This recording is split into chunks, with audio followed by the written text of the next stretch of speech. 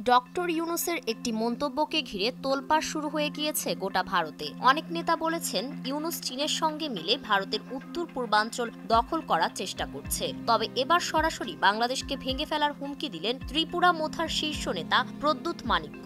যদিও এর আগেও সে বাংলাদেশকে ভেঙে আরেকটি নতুন দেশ বানানোর হুমকি দিয়েছিল। কিন্তু কি এমন বললেন প্রধান উপদেষ্টা যার কারণে বাংলাদেশকে শাসাচ্ছে ভারতীয় নেতারা?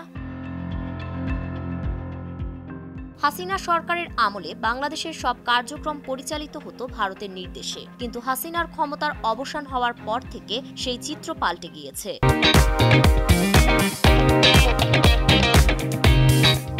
বাংলাদেশের অভ্যন্তরীণ বিষয়ে সরাসরি আর হস্তক্ষেপ করতে পারছে না ভারত। তাই বাংলাদেশ নিয়ে বিভিন্ন দেশের কাছে মিথ্যা প্রোপাগান্ডা ছড়াতে শুরু করে তারা। কিন্তু তারপরও বাংলাদেশ কখনো তাদের দেশকে ভেঙে ফেলার হুমকি দেয়নি। তবে সম্প্রতি চীন সফরে গিয়ে ডক্টর ইউনূস বলেন, ভারতের পূর্বাঞ্চলে অবস্থিত 7 সিস্টার্স নামে পরিচিত 7টি রাজ্য সম্পূর্ণরূপে ল্যান্ডলক। সমুদ্রের সঙ্গে তাদের যোগাযোগের কোনো উপায় নেই। আমরাই এই অঞ্চলের জন্য সমুদ্রের একমাত্র অভিভাবক। তার এই মন্তব্যের পর থেকে বাংলাদেশকে নিয়ে একাধিক বিস্ফোরক মন্তব্য করে চলেছেন ভারতীয় নেতারা।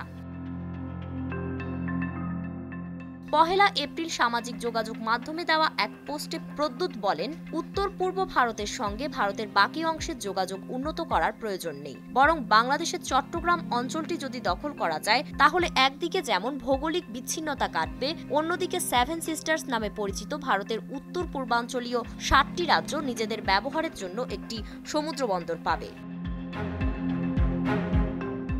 পার্বত্য চট্টগ্রামে বসবাসরত বিভিন্ন নৃগোষ্ঠীর সমর্থন নিয়ে প্রদ্যুৎ বলেন, ভারতের সবচেয়ে বড় ভুল ছিল 1947 সালে চট্টগ্রাম বন্দর পাকিস্তানকে ছেড়ে দেওয়া। কারণ চট্টগ্রামের পাহাড়ি অঞ্চলের লোকজন আমাদের সঙ্গে থাকতে চেয়েছিল, ভারতীয় ইউনিয়নের অংশ হতে চেয়েছিল। সেই ভুল সংশোধনের সময় এসেছে এখন।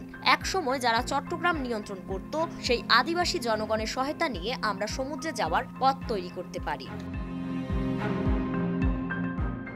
ডক্টর ইউনূসের প্রসঙ্গ টেনে প্রদ্যুৎ মানিক্য বলেন, জনাব ইউনূস নিজেকে সমুদ্রের অভিভাবক ভাবতেই পারেন, কিন্তু সত্য হলো তিনি একটি অন্তর্বর্তী সরকারের প্রধান এবং তার বয়স প্রায় 85। আর এটাও আমাদের মনে রাখতে হবে যে চট্টগ্রাম থেকে ত্রিপুরার দূরত্ব প্রায় কয়েক মাইল। তার মতে বাংলাদেশে আদিবাসীরা ভয়াবহ অবস্থায় রয়েছে, তাই তারা নিজেদের স্বার্থ রক্ষার জন্য ভারতের পাশে দাঁড়াবে। মোট কথায় চট্টগ্রাম বন্দর দখল করার সরাসরি হুমকি দিয়েছেন ত্রিপুরা মোথার শীর্ষ এই নেতা।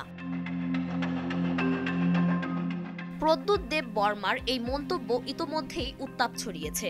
বাংলাদেশের সঙ্গে ভারতের একটা সম্পর্ক থাকলেও তার এই উস্কানিমূলক বক্তব্য কূটনৈতিক অঙ্গনে ঝড় তুলতে পারে বলে মনে করছেন বিশ্লেষকরা। প্রদ্যুতের এই মন্তব্য নিয়ে বাংলাদেশি সরকার কি প্রতিক্রিয়া জানায় তা যতটা না গুরুত্বপূর্ণ, তার চেয়েও বেশি গুরুত্বপূর্ণ ভারতের কেন্দ্রীয় সরকারের অবস্থান। কেন্দ্রীয় সরকার ত্রিপুরার এই নেতার মন্তব্যকে সমর্থন করবে নাকি বাংলাদেশের সাথে বন্ধুত্ব সুলভ সম্পর্ক গড়ে তুলবে তা সময়ই বলে দেবে। ফারিন রহমান প্রীতি, নয়া দিগন্ত।